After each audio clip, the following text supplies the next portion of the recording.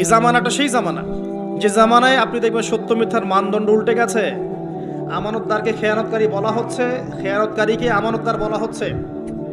প্রচন্ড রকম উগ্র একজন মানুষকে আপনি বলছেন ভালো মানুষ, কিন্তু একজন ভালো মানুষকে আপনি বলছেন উগ্র।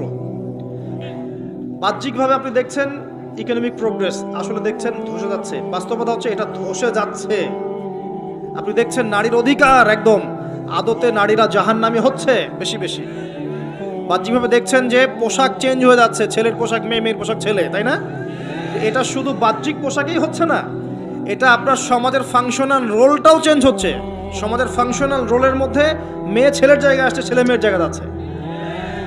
ভিতর থেকে দেখা শেখেন, আপনি ভিতর থেকে দেখা শেখেন। দেখছি আমরা উম্মার জন্য অনেক কিছু করে ফেলছি, কিন্তু আদতে আমরা এখন ঐক্যবদ্ধই হতে পারছি না। আমরা সবাই মিলে একটা জায়গায় আসতেই পারছি না এখনো।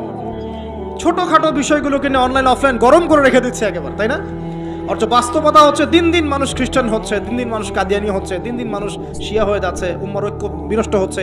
মিডিয়া, প্রযুক্তি, ফাইন্যান্স সব পশ্চিমারা নিয়ে নিচ্ছে। আমরাই বসে বসে এভাবেই আছি, আপোষে ইখতিলাফ। এগুলো টোটালি টাইম ওয়েস্ট করা। আর কি বলবো, এগুলো থেকে দূরে থাকতে গিয়েও পারা যাচ্ছে না। মানুষ জোর করে টেনে নিয়ে আসছে এখানে।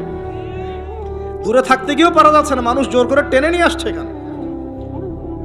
সকল অবস্থায় প্রশংসা একমাত্র কার জন্যে? আল্লাহ পাকের জন্য। আল্লাহ পাক সূরা ইব্রাহিমের মধ্যে বলেছেন, লা ইন শাকারতুম লা আযীদান্নাকুম, তোমরা যদি আমার শুকরিয়া আদায় করো তবে আমি তোমাদের প্রতি আমার নিয়ামত বাড়িয়ে দিব ইনশাআল্লাহ। ওয়া লা ইন কাফারতুম ইন্না আযাবি লাশাদীদ, আর তোমরা যদি আমার প্রতি অকৃতজ্ঞ হও, শুকরিয়া আদায় না করো, তাহলে জেনে রেখো যে আমার আযাব বড়ই কঠিন। আমরা চিন্তা করি যে আল্লাহ পাক গফুর রহিম, কিন্তু ভুলে যাই যে আল্লাহ রাব্বুল আলামিন শাদীদুল ইকাব বটে।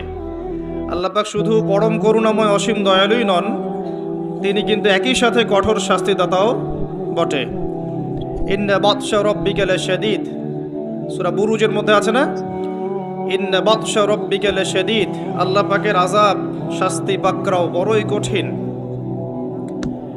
ইন্নাহু হুয়া ইউবদিউ ওয়া ইউঈদ ওয়া হুয়াল গফুরুল ওয়াদুদ, আল্লাহ পাকের পাকড়াও কঠিন, আবার আল্লাহ পাক তারপরেই বলছেন ওয়া হুয়াল গফুরুল ওয়াদুদ, তিনি পরম করুণাময় এবং প্রেমময়।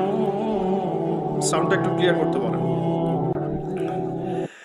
তো আমরা যেটা শিখলাম প্রথমেই, যে আল্লাহ রাব্বুল আলামিন আমাদেরকে যে হালেই রাখুক না কেন, আমরা যে অবস্থাতেই থাকি, সর্বাবস্থায় সমস্ত প্রশংসা কার জন্যে?